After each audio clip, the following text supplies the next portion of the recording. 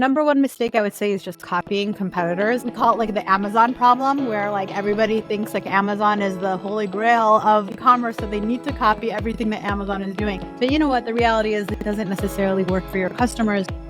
You know, Amazon has a brand, Amazon has the notoriety, so they can get away with doing things, and they do things in a certain way that people are accustomed to. And they're always doing their own A/B testing, by the way. For your own customers, you first need to understand, well, what do I need to do for my set of customers? What's going to resonate with them?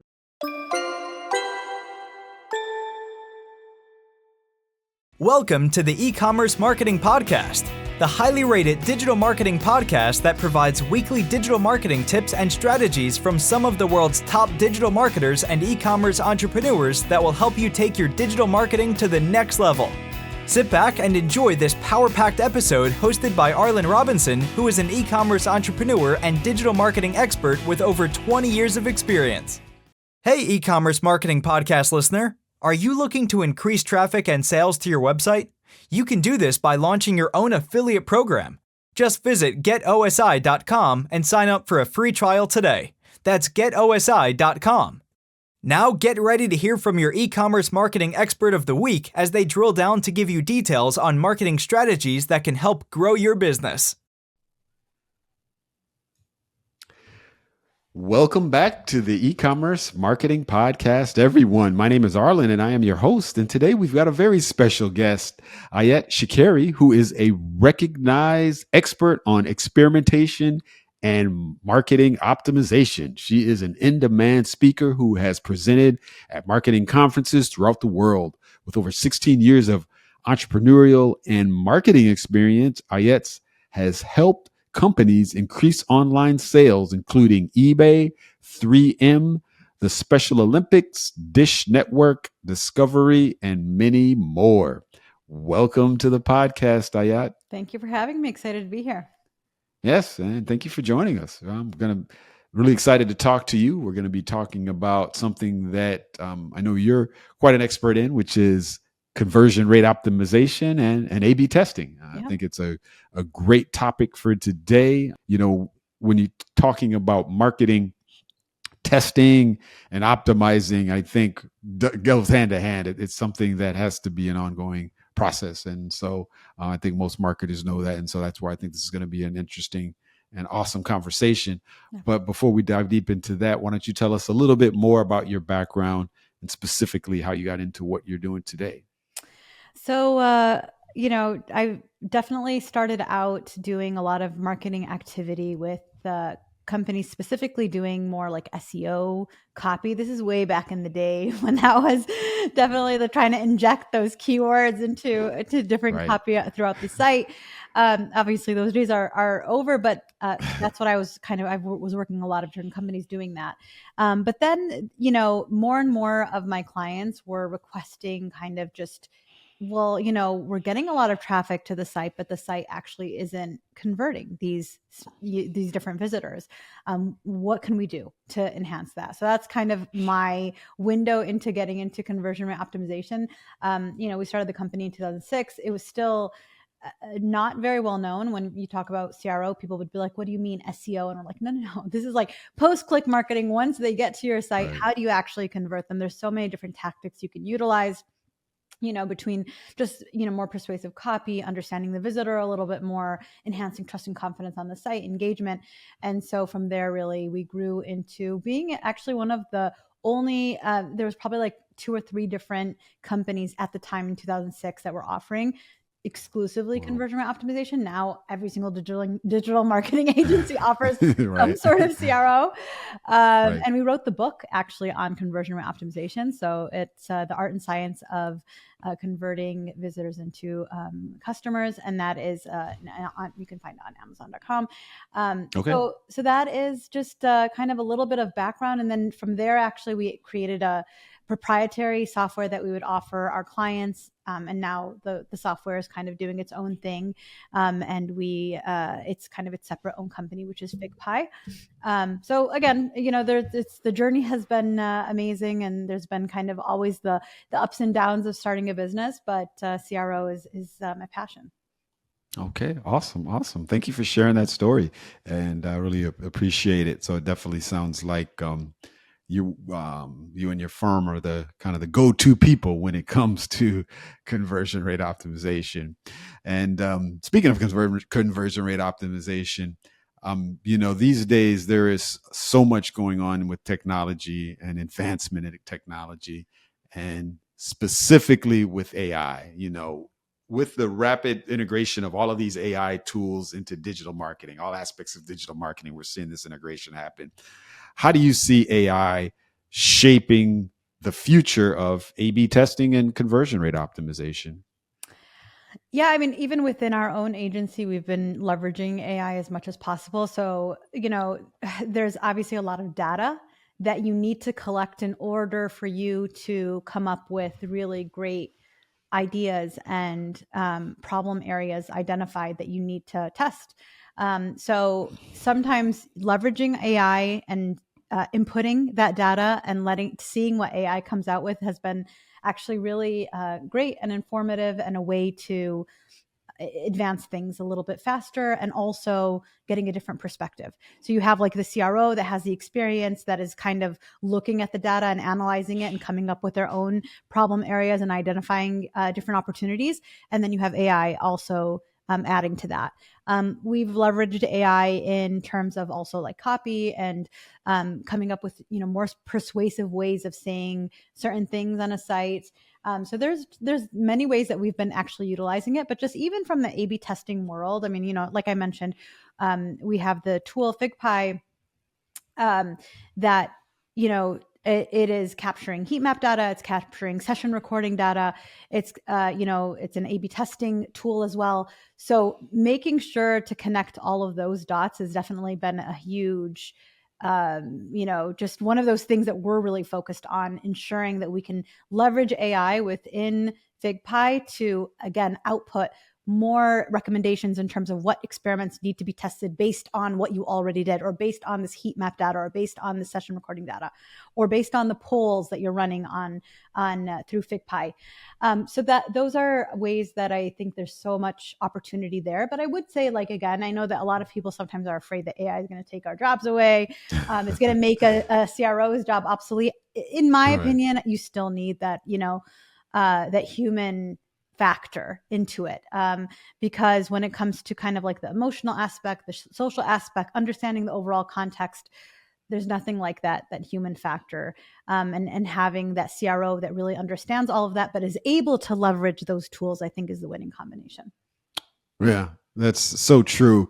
And what you said is actually a comment that I'm consistently hearing amongst my guests when it comes to AI, because that's the ultimate question. Like you said, is it going to replace us all? Do we need human intervention when it comes to doing these things with regards to marketing or with regards to anything?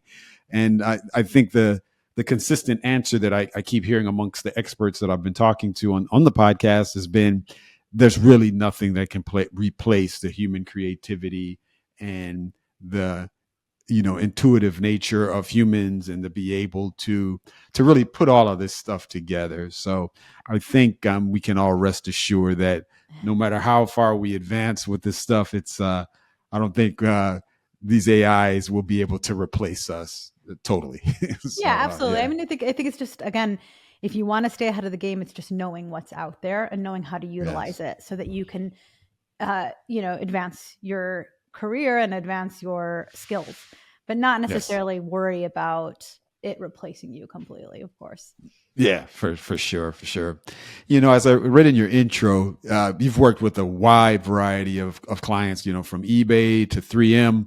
I just wondered, could you share what you would say would be a transformational success story where your CRO strategies significantly boosted an e-commerce business or aspects of the business? Yeah. So, CRO is, I always call it kind of like that overall overreaching umbrella that is really looking at kind of UX issues, as well as, the psychology of the customer, UI, anything that is kind of involved in enhancing overall the UI, but also like a persuasive aspect to it. So, and then in order for me to actually see any type of impact or understand what type of an impact my findings have, I utilize A/B testing. So A/B testing is just a tool within that overall CRO umbrella. So we have had really amazing success with larger companies. I will say working with larger companies isn't like working with smaller companies. Smaller companies are a lot more lean and sometimes, again, more agile. When it comes to larger companies, sometimes there's a lot of bureaucracy, a lot of red tape. Just to get a test launched on a larger company site typically takes way longer than it should. And it goes through a lot of, ups and downs and whatnot. Yes. So I think what I've found in my experience is that if you want a successful conversion rate optimization program, you need to be fast. You need to implement quickly. It doesn't need to be 100%. It could be 99%. But just launch the experiment for the learning and, go after kind of that baseline. You're trying to improve whatever baseline you have. And you're, you kind of go for a minimal viable product just to understand the actual impact. I don't need perfection. I just need to understand whether or not this new element, this change, this restructuring, this new copy is going to have an impact on my bottom line. If it is, I can always go back and enhance it after the experiment is over, once I've taken that learning and I've kind of gone through that. Also behind you, it kind of says market or die. I've actually, it's funny because it kind of made me laugh because we've always said segment or die, that you need to segment and understand your traffic and understand the different sources that are getting impacted by whatever changes that you're making, in order for you to, advance and understand what's happening with the visitors and understand what change, what type of impact that particular change had on your overall site. But,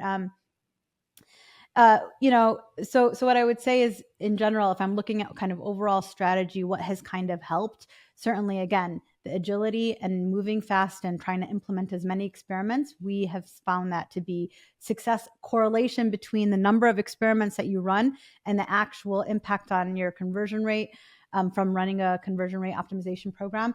There's definitely a correlation there. So, speed and number of experiments and the actual results, there's a great correlation.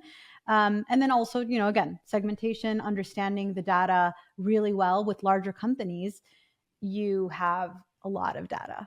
Whereas, of course, if I'm working with a smaller company, I have, just a smaller set. So I need to be creative. I need to look at sequential testing. I need to, figure out other solutions and looking at sub goals rather than looking at the final goal, in order for me to be able to see whether or not the test or whatever it is that I've launched actually had an impact on my bottom line. Yeah, that's good stuff. Yeah, thank you for sharing that, Ayat. It's it's really inspiring to hear how tailored CRO strategies, even for larger brands, you can do the same thing even for a smaller brand, even though, like you said, you're dealing with lesser data, smaller sets of customers. You can still apply these same strategies and techniques to, make an impact and on the conversion rate, and do all of these same testing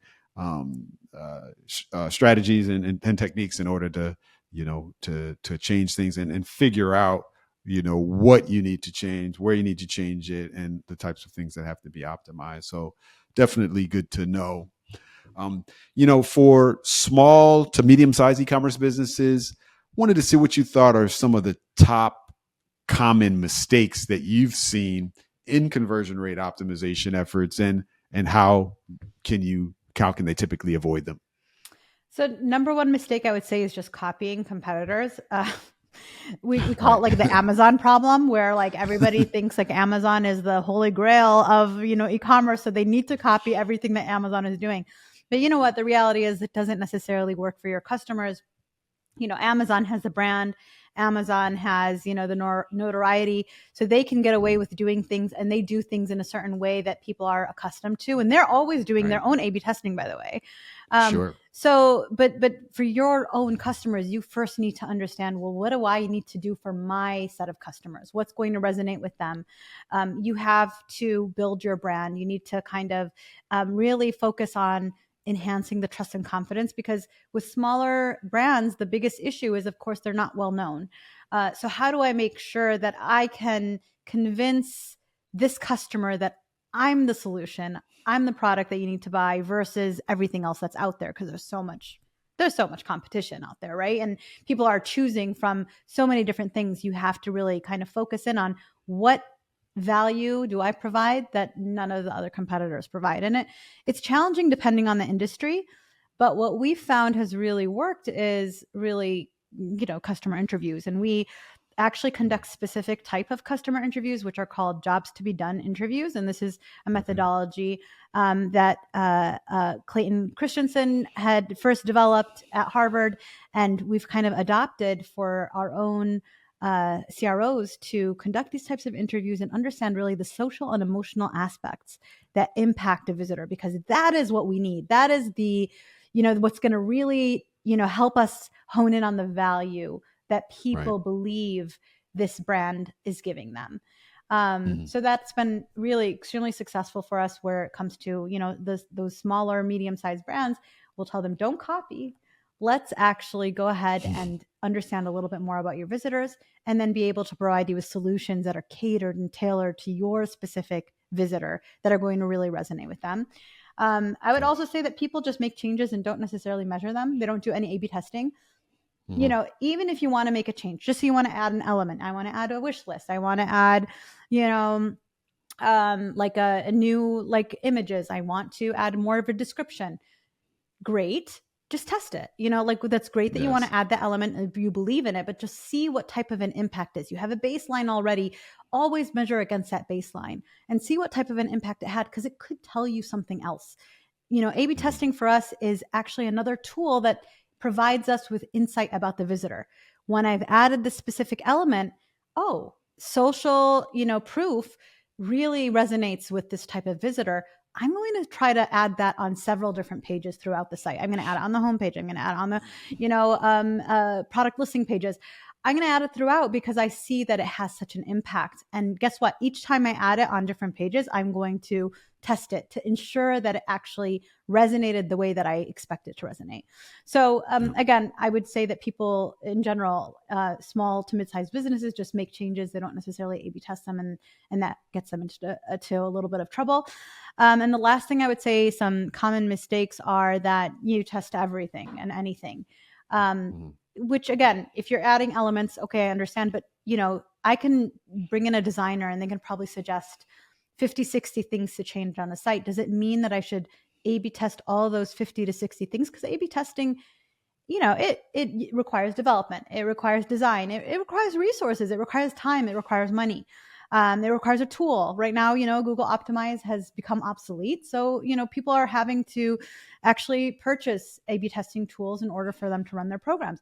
So you want to make sure you're focused on whatever it is you're testing as well. Make sure it actually is meaningful and there's a reason behind it. Do a little bit of research, understand, is this an element that's actually going to provide value or not? And if it is, there's so many tools on the web right now that you can look up. Even, Invesp provides this as well, where you can just find out, there's prioritization sheets that you can plug in the information that I have. I've, identified these different problems, and I can figure out what are the priorities and what I should be testing on my site. It kind of spits out a specific list for you to follow rather than, just kind of some blind testing without necessarily having the data behind it. Yeah, I totally agree. Yeah, those are definitely some invaluable insights, especially for the smaller businesses that are, navigating these tricky waters without having all of those resources that a larger company might have. And so, I know avoiding all of these pitfalls could definitely, kind of set them on a path to have faster success. So yeah, thank you for sharing those. Now I want to see what you think about the concern for online privacy and data regulations, and how that affects the strategies around A/B testing. And are there any new best practices that you've seen that are emerging in response to this? People, of course, data is super important. What I've found, what we've done at least, is comply with whatever new regulations and actually try to whatever, for example, California happens to be one of those states that has more regulations than other states. Right. And what we've done, at least through FigPie, our tool, is apply some of those same regulations to ensure that we're meeting at least the standard of California. And even, of course, in Europe, we are following whatever standards they have as well, in order to ensure that, again, that's a high priority. It's a high priority for everybody. Privacy is super important. Anonymity is becoming more of a valuable asset that people are trying to go for. So it's a priority. It makes things sometimes a little bit more tricky in order to, capture data and information. But what we've always told our clients is ensuring that you're letting them know and prompting them that, hey, we're capturing this information. Just make sure that you have those things in place in order for you to comply and ensure that people feel comfortable. And that, once these things become a lot more prominent throughout the United States, we're actually, already ahead of the game. And we're, letting people know that we do care about your privacy. So, I encourage clients. I always tell them, there's no harm. They're like, well, if we have some sort of a prompt that's going to let the visitors know that we're going to be capturing data, they might just leave the site. And I'm like, well, again, it's part of being transparent and showing them that you care and that, their privacy is your top concern. Yes, exactly. That's what it comes down to. That's very crucial, and especially in today's environment where we just consistently are seeing privacy being in the forefront of consumers' minds. So it's good to know that these things are well thought out on the minds of marketers and these e-commerce brands as well. Now, looking ahead we're looking right now at the current trends. What do you predict will be the next big breakthrough in marketing and optimization overall? I would definitely, obviously, AI and how that's going to kind of be incorporated. I think that's kind of a big thing currently. I do find a lot more that a lot of companies, I think there's also some concerns just in general when it comes to marketing and, for example, advertisement, like whether it's kind of like Meta or thinking about just Google ads in general, there's a lot there that's just always changing. Yes. Like, for example, we have a lot of clients right now that are just like suffering from like Meta traffic. It's not necessarily very targeted, trying to figure out like what are some other ways that they can kind of ensure that they're getting kind of that quality traffic coming through to their sites. So, what I see, at least from a landscape perspective, is, of course, this industry in general, when it comes to digital marketing, is always changing. There are new things. Google's always making some sort of updates. So there's that kind of aspect that we're always anticipating. But, I also find marketers going back to some of the basics. Like I said, one of the key things that we really have found a lot of success with is sometimes just going back to customer interviews and seeing what type of an impact that has, and going back to really enhancing brand values and making sure that that's something that is at the forefront of the site and the experience and of the customer's mind. So I think sometimes going back to the basics and understanding also technology and how that's always changing, those are kind of just some things we're always on the lookout for. Also, when it comes to just the tools that are out there that are providing some of the data that we need, that's always changing and advancing. And that's a great place to always be on the forefront and understanding kind of what's new. How can I incorporate this within our marketing strategy in order to capture, different data points that are going to really enhance our overall program. Good to know. Speaking of tools, as we get ready to wrap things up, what would you recommend, or could you recommend some of what you think are the most effective tools or platforms for, executing A/B tests, and is there any way you can possibly discuss any of your personal favorites that you've dealt with your company or with past companies? Or are there any new discoveries in the field that you think are things that we should all kind of keep an eye out for? So of course, I mean, I would say in general, it's one of the basic things that people should have is have a heat map, session recording type tool, because those are just another data layer that helps you understand a little bit more about, how deep visitors are scrolling, what are they doing, what are those actions and whatnot. Whether it's like a full story, a hot jar, or even FigPie, they all provide those types of tools. When it comes to A/B testing, again, we utilize FigPie a lot, but we also are pretty agnostic. So we'll use, for example, VWO or other tools out there that provide that. We used to use, obviously, Google Optimize when that used to be something.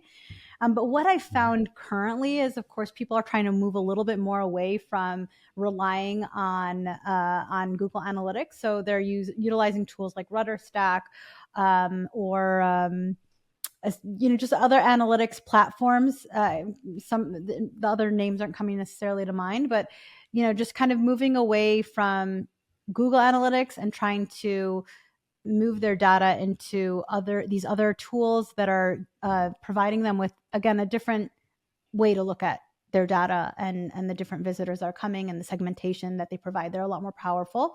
I think GA4 is moving in that direction. It's still a little bit buggy because obviously it just recently rolled out.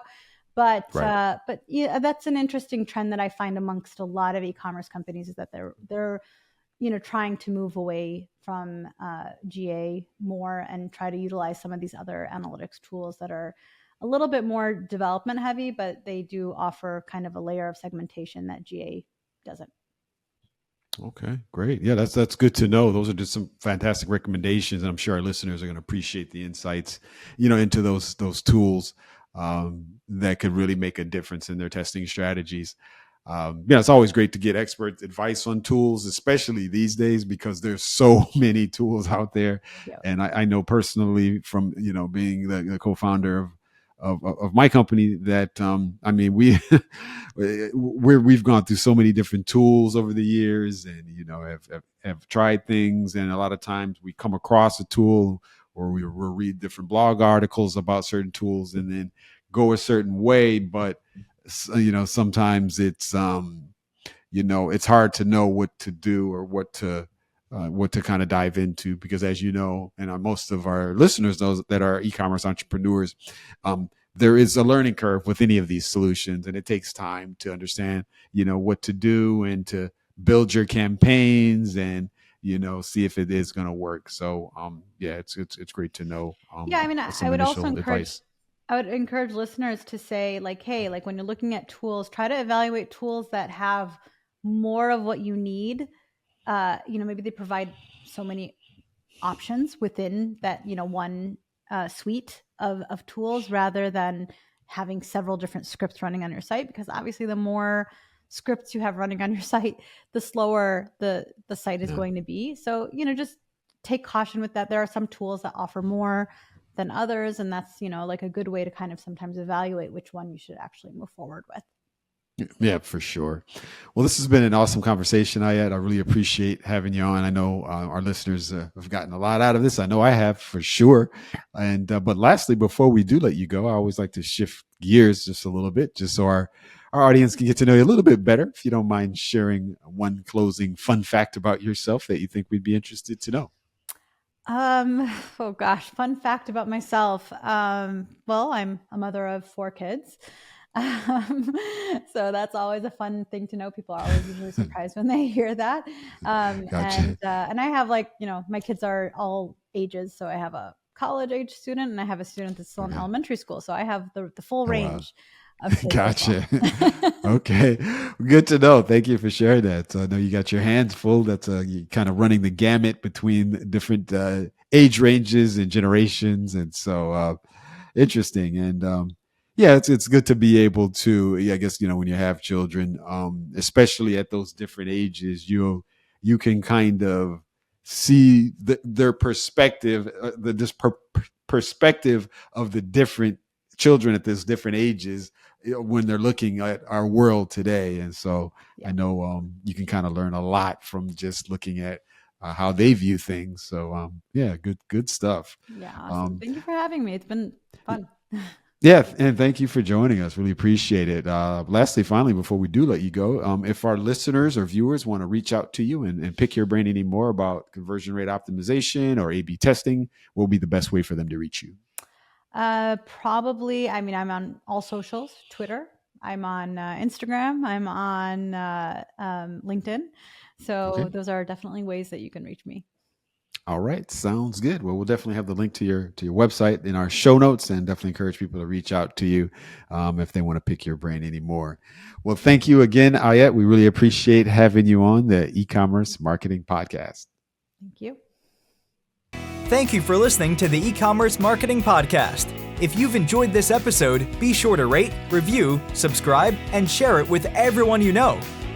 Are you looking to take your digital marketing to the next level but are tired of weeding through countless YouTube videos with unproven and untrusted marketing strategies? Well, we have the answer for you. The More Sales Every Month online digital marketing course. In this information-packed course, you will learn effective keyword research, link building, content marketing, and much more to attract and convert your site visitors into paying customers. Just go to moresaleseverymonth.com and sign up today for a low one-time fee. In addition to this power-packed course, if you would like to get access to a growing repository of digital marketing articles, PDFs, and ebooks, check out getosi.com/resources and opt in to get full access to our library of priceless marketing information to help you take your digital marketing to the next level.